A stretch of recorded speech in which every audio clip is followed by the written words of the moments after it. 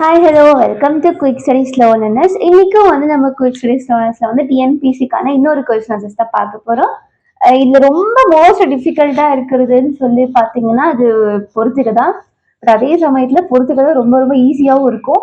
ஏன்னா இந்த 4 ஆப்ஷன் கொடுத்துருக்காங்க இல்லைங்களா, இந்த 4 ஆப்ஷன்ல உங்களுக்கு ஏதாவது ஒண்ணு இல்ல 2 அப்படி ஏதாவது அதுக்கான ஆன்சர்ஸ் உங்களுக்கு தெரிஞ்சது அப்படின்னாலே மீதி இருக்கிற கொஸ்டின்ஸ்க்கு வந்து ஆன்சர் வந்து உங்களால ஈஸியா கண்டுபிடிக்க முடியும். ஏன்னா கீழே வந்து உங்களுக்கு ஆப்ஷன்ஸ்ல வந்து கொஸ்டின் புக்லெட்ல கொடுத்துருப்பாங்க.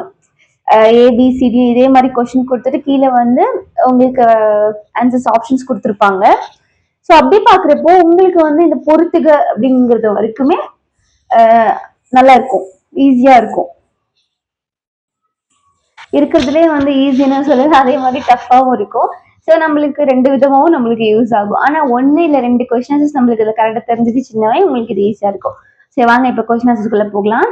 தாவர இலைப்பெயர்களை சரியான முறையில் பொறுத்துக அப்படிங்கிறதா கொஸ்டின். அதாவது தாவர இலைய வந்து ஒரு சைடு கொடுத்துருப்பாங்க, அதுக்கான சரியான முறையில வந்து நம்ம பொறுத்துக பயன்படுத்தணும். இப்போ தாவர இலைப்பெயர்களை சரியான முறையில் பொறுத்துக அப்படின்னு கொடுத்துருக்காங்க. என்னென்ன கொடுத்துருக்காங்க? நாணல், வரகு, அரசு, தென்னை. 4 கொஸ்டின் ஆன்சர்ஸ்க்கு 4 ஆன்சர் கொடுத்துருக்காங்க. அதுவும் ஆப்போசிட்டா கொடுத்துருக்காங்க.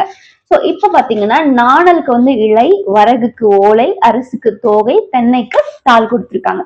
ஸோ இப்போ இதுல நம்மளுக்கு ரொம்ப ஈஸியா இருக்கிறது அப்படின்னா, நான் வந்து இந்த கொஸ்டினை படிச்ச உடனே எனக்கு ரொம்ப ஈஸியா புரிஞ்சது வந்து என்னன்னு பாத்தீங்கன்னா அரசு இலை. ஏன்னா அரசுக்கு தான் வந்து இலை வந்து அரச மர இலைன்னு சொல்றோம் இல்லைங்களா. ஸோ அரசுக்கு வந்து இலை.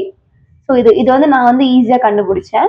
வரகு அப்படின்னா என்ன? வரகு அப்படிங்கிறது வந்து ஒரு நெல் பயிர்கள் மாதிரிதான் அதுவும் வரும். ஸோ வரகுன்றது வந்து தாள்.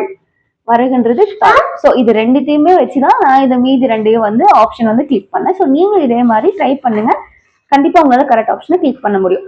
இப்போ நெக்ஸ்ட் நாணல் அப்படின்னா வந்து என்ன வரும்னா தோகை. நாணல்னா தோகை. தென்னைனா தென்னை ஓலைன்றது எல்லாருக்குமே தெரிஞ்ச விஷயம். ஸோ தென்னை ஓலை. அவ்வளவுதான் ஃப்ரெண்ட்ஸ், ரொம்ப ஈஸி பொறுத்துக்க வந்து நம்ம கன்சிடர் பண்றதுக்கு.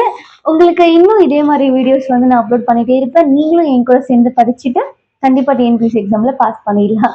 ஓகே, பாய், தேங்க்யூ.